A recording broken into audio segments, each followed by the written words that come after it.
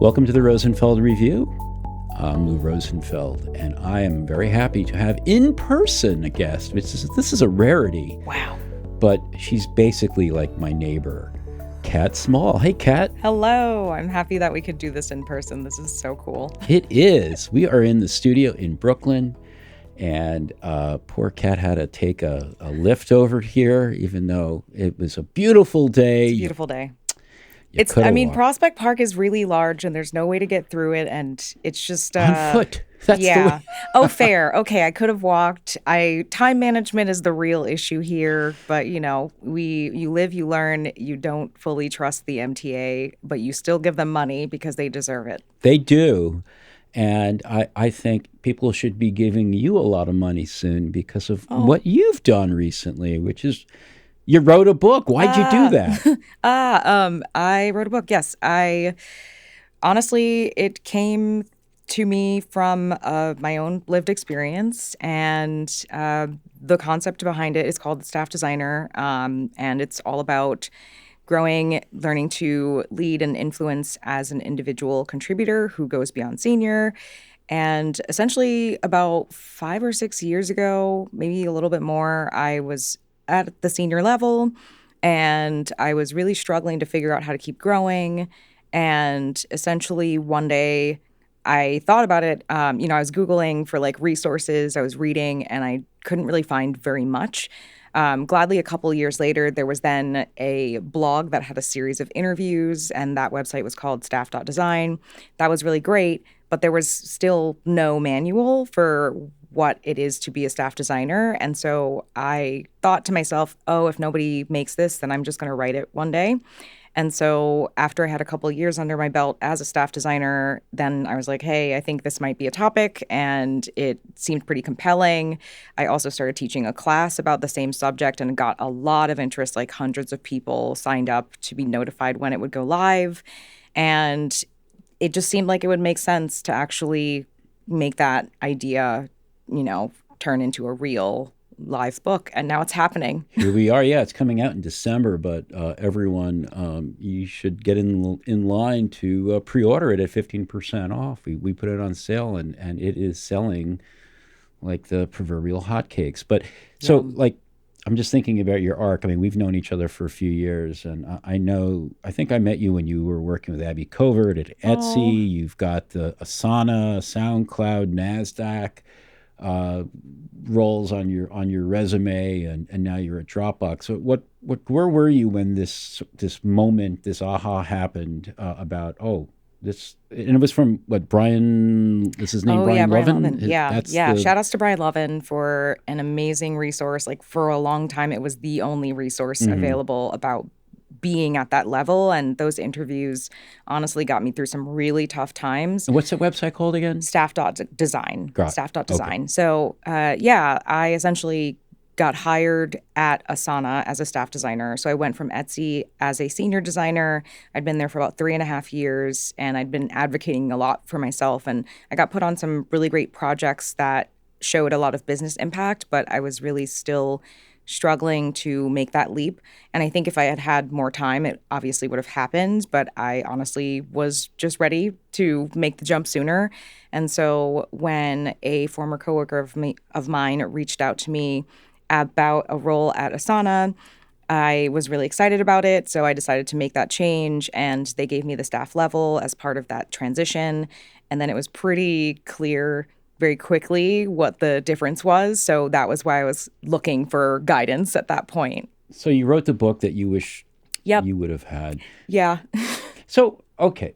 I got two big questions that maybe the answer is sort of the same, but what's the difference between, let's say, a senior designer and a staff designer, and why is this coming up now? Gosh, yeah. So I would like to say that a staff designer is everything that a senior designer is, but more. And then it's all the politicking that you were allergic to when you were a senior designer. So essentially, when you're a senior designer, you can be trusted to kind of drive projects with relative autonomy. Usually, you're thinking about projects that are maybe, within the next 3 to 6 months or so. But then when you're a staff designer, you are essentially unstucking the entire team. You might be also creating direction for multiple teams at a time. You're thinking 12, 16 plus months in the future. Like you're thinking, more broadly about strategy. Hmm. And also, you're doing a lot of navigating conversations across teams usually. So it's a lot of politicking, which people when I was senior, I was like I just want to ship, like I just wanted to get the work done and I didn't really want to be bothered. And honestly, I was thinking a lot about my own career more than I was thinking about myself as a person existing within a team and that team existing within a company. And then when I made the transition, I realized that I had to reframe my thinking and focus a lot more on how I relate to the team and how the team relates to the company and other teams at the company. And that transition for me happened naturally, but also with honestly a lot of research and reading. And that was why that staff design website was really helpful. But yeah, I wanted to, at a certain point, dig much deeper into it, which is why I ended up writing a book and I ended up getting to interview over 20 amazing people, almost 30 people as part of that process as well. So I talked to a bunch of staff designers. I talked to some principal designers, which is the level above, or senior staff, depends on the company. I also talked to managers, which was really fun as well to see how they handle the expectations around what a staff designer does. So I really tried to get a broad understanding of the role. So, okay, let's dig into the role a little bit more. Like I'm hearing a few things. Like one is you sort of in this role, staff designer, relate to multiple design teams and maybe product teams, but you're also sort of, in a way, acting strategically uh, on behalf not of let's say your own team, as you might as a senior designer, but on behalf of really the whole company or the whole organization. Yeah. So if you were going to pick a role as a metaphor for like what this boils down to, like would you see it as like translator, ambassador, Hmm. strategist? Is there some sort of metaphor that Hmm. nails it for you? I mean, I do think you end up being a diplomat. A I diplomat. think that I've done a lot of work in this role at different companies to understand the needs of my direct collaborators, my stakeholders, my potential collaborators on other teams. There's a lot of understanding people and then figuring out where the overlaps are between your goals and then figuring out how to navigate those conversations as you're supporting the negotiation of scope essentially. So usually you're not the one making the actual final call on the scope. That's usually the product partner that you're working with, but you have to gather information and essentially figure out how to illustrate usually the potential outcomes of the decisions that the PM could make. And then through that, they end up making decisions that obviously impact the customer experience. And so it's a lot of influence work. And that was actually one major piece of feedback that I used to get before. When I was a senior designer, I would get told, like, oh, you need to have more influence. These are situations that you were in where you could have actually, potentially changed the impact and made it better. Because I used to kind of struggle with certain product partners and they would make decisions that were just baffling to me, frankly. And now that I've just had more time as a staff designer, I can see some of the situations where my work as a designer could have helped if I had like actually illustrated like what's the potential outcome of this engineering decision, for example. Like there's lots of little moments like that where a designer can jump in and be supportive and help the decision making process. But I kind of just sat back. Yeah. So I'm trying to get a little deeper into this role of diplomacy. Hmm. And so, for example, do you find that like for like in the situation you just described, would you as a staff designer be almost like not just trying to understand the PM, but maybe almost consulting for the senior designer to help them better communicate. Is that part of Sometimes, it? sometimes, yeah. So if I'm the lead on a project, then I generally do want to have some level of awareness. I think the thing that I try to focus on is the user experience outcomes. So as a staff designer, I'm accountable for the experience that is ultimately created and the quality of that experience. And I do sometimes work with senior designers, and I do have to, make sure that I'm facilitating from that regard. I will say that usually there's a design manager that's also present, and so we have a partnership where we're diplomats in different ways. Like the Mm-hmm. design manager is more focused on is everybody getting along and stuff like that, or like HR type situations. And I'm more thinking like, oh, I noticed that this decision might actually have certain effects in the way that the interface is displayed to customers, and therefore I might need to jump in and facilitate that conversation so that we make a decision that we are all confident and comfortable with. So yeah, I would say that a lot of different people get put in these diplomacy kinds of situations. But yeah, I think the designer one is more of like a strategic diplomat, if that makes sense. And then Mm-hmm. there's like maybe the manager who I guess they also have limited power, but it's like we're just operating from like a very different perspective. But yeah, I think the reason that this is important now is because the role of a manager has been changing pretty rapidly over the past couple of years, speaking of managers. And we've seen a lot of flattening at companies, and more companies, as far as I can tell, than in a long time, are like all aggressively trying to hire at the level above senior because they recognize that there is still a need for leadership. But I think they want more people who can also do hands on work. And that is actually the perfect situation for people like me to be in. But the challenge is that we didn't really have that much documentation about this role, right? So there's a lot of people who would get put into this role for the first time. They're super confused. They're just swimming around in super deep waters, which is exactly the situation I'm in.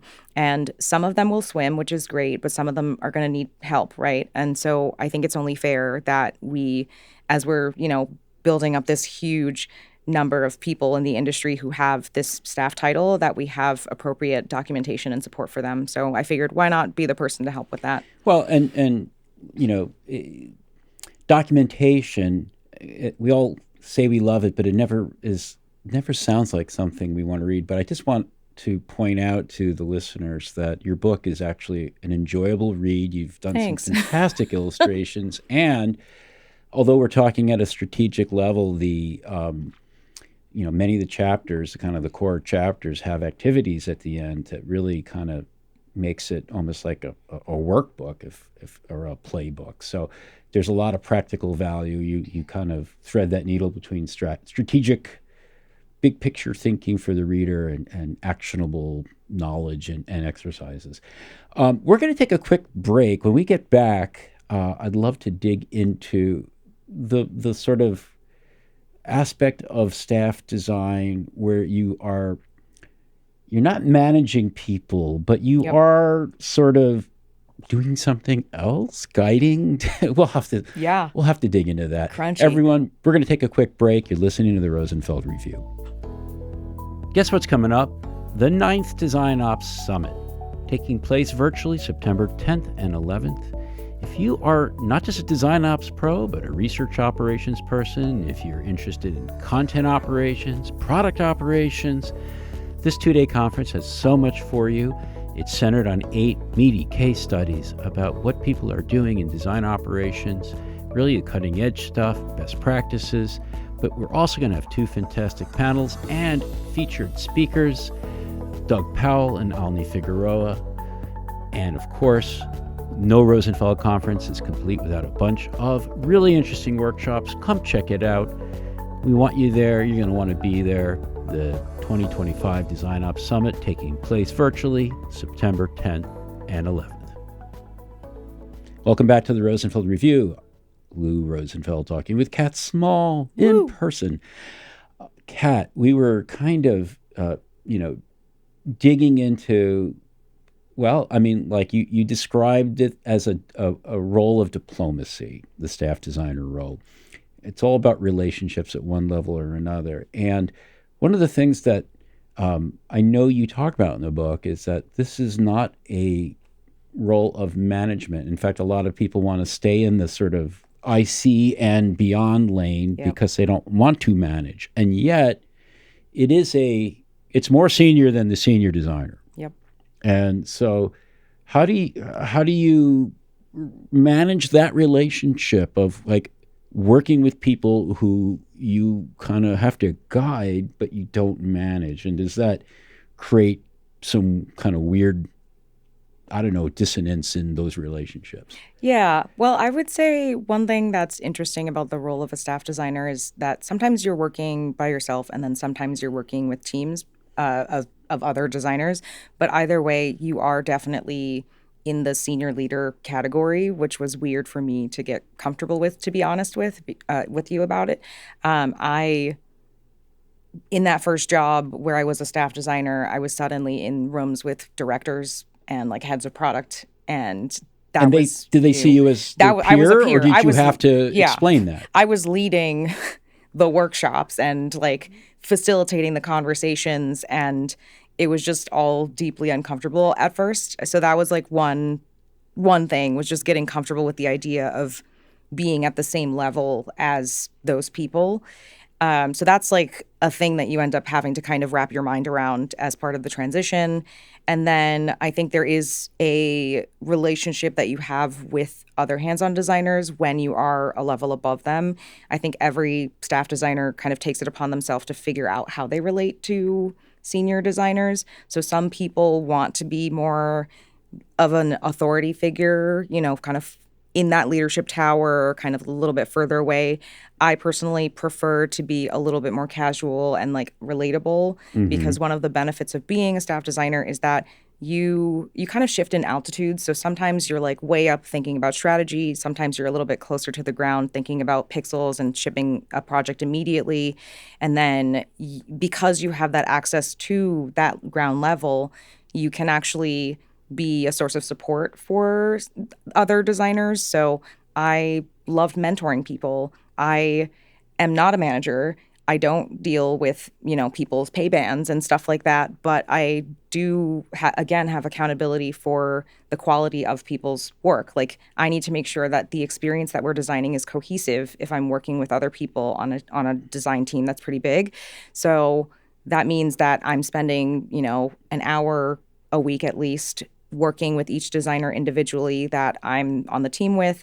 And we're probably in Figma. So that's a big difference usually. It depends on the size of the team, but a lot of times, maybe managers occasionally give feedback, but it can very quickly be perceived as micromanagement if they're like in the Figma file with you, for Mm-hmm. example. So one of the things that is really great about having a staff designer with you as a senior designer is that you get that mentorship, you get that apprenticeship kind of energy where you're having this exposure to what the next level looks like and that high level of thinking.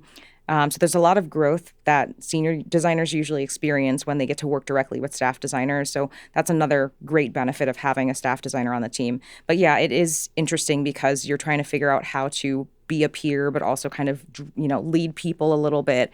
You will have to give constructive feedback to people, and that can be really uncomfortable for people who maybe have been used to working without a staff designer on the team. There's a lot of like navigating discomfort that just happens usually. And I try my best to establish a really strong relationship with any designers that I'm going to be leading as part of the initial understanding of, what is our team. Like I usually try to set team norms and things like Mm-hmm. that, and introduce myself and explain that I'm here to, make sure that the customer experience is as cohesive as possible. None of this is personal. It's going to be all about the work. And if you have questions about how I got to the level I'm at, like I like to offer that kind of information to people as well. But yeah, it's really interesting because you are essentially designing how you want to show up. What I find really interesting about this role is, among other things, of course, is that it's almost like it's a redefinition of what it means to be a designer Mm-hmm. for like the modern era, whatever that is, 2025, let's call it. And you've sort of pulled a lot together in a, a not a huge book. I mean, it's like a readable book. It's Yeah. not gonna, you're not gonna have to spend all summer working through it. It's for the TikTok era. Exactly, but it's like I mean, like it seems like in some respects you're responding, or that role is in response to organizations that really do design differently than even 5 years ago, where nowadays you have to be able to, like you said, sort of jump back and forth between strategic and moving pixels. And that makes sense when there's a lot of commoditization and democratization and automation of the sort of basic aspects of design now, research as well. Yeah. And you still need someone who understands that, but you may not have the budget. You may have fewer people, and you need someone who can kind of, like you said, sort of pan back and zoom in. So that's very interesting. It is.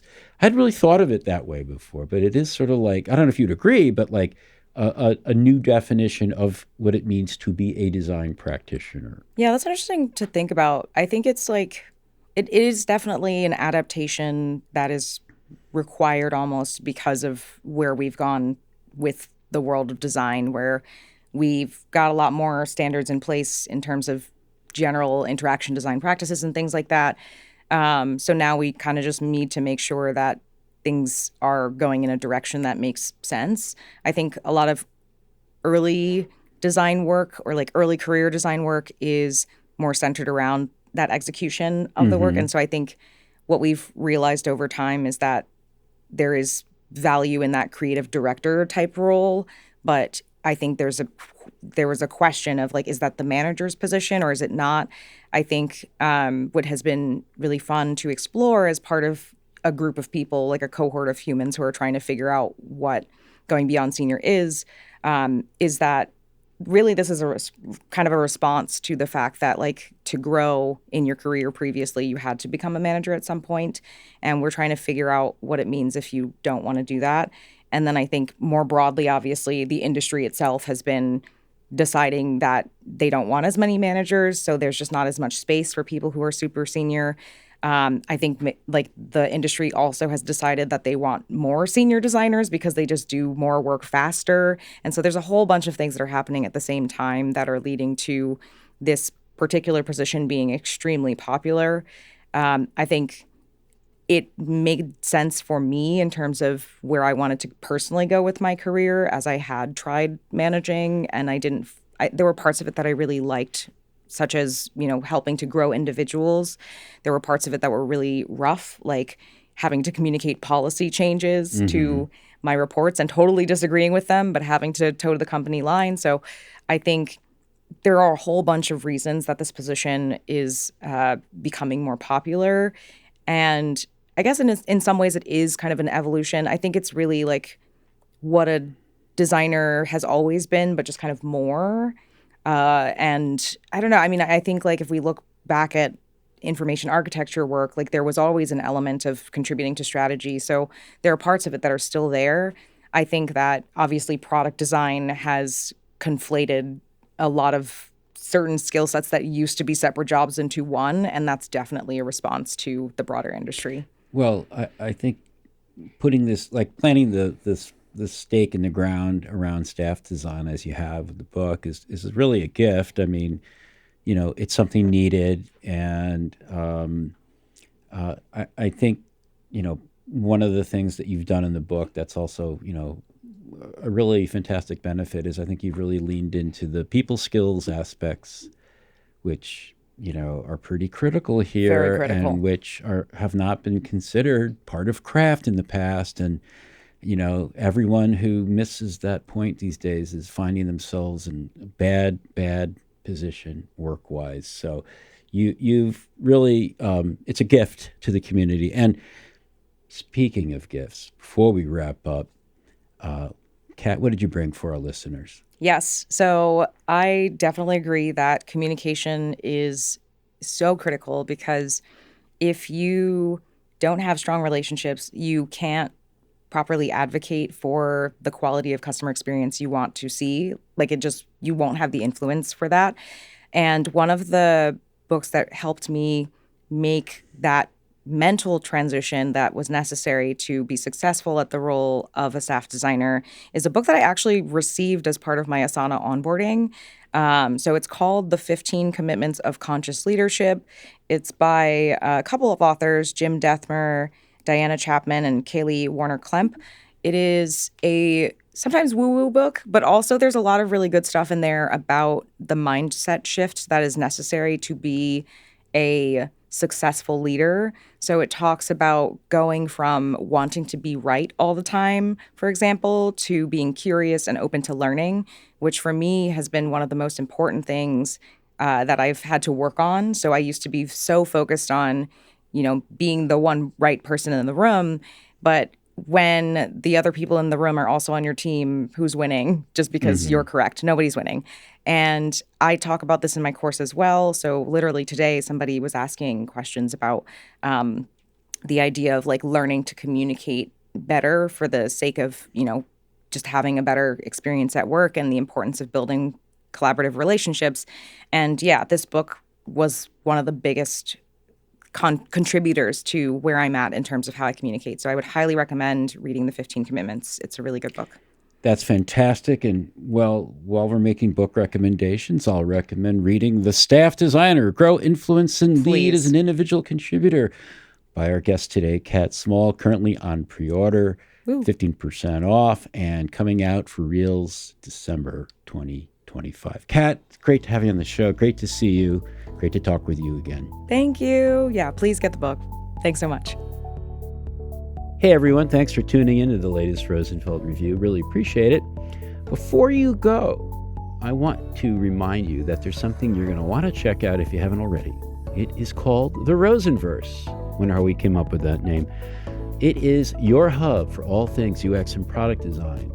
It's a subscription platform with both free and premium options that has been trained and built on all the goodness that we've been putting out at Rosenfeld Media for years and years. So what does that mean? It's a couple of Rosenverse live sessions every week that you can attend.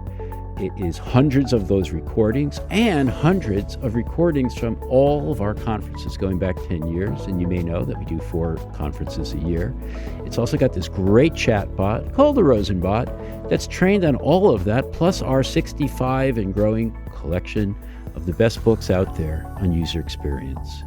It's all there. There's some great discounts as well on books and workshops and our conference tickets. Check it all out. It's all there for you. It is waiting. It's there right now.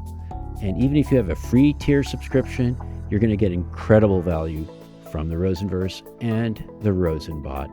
Go to rosenverse.rosenfeldmedia.com. Start it today.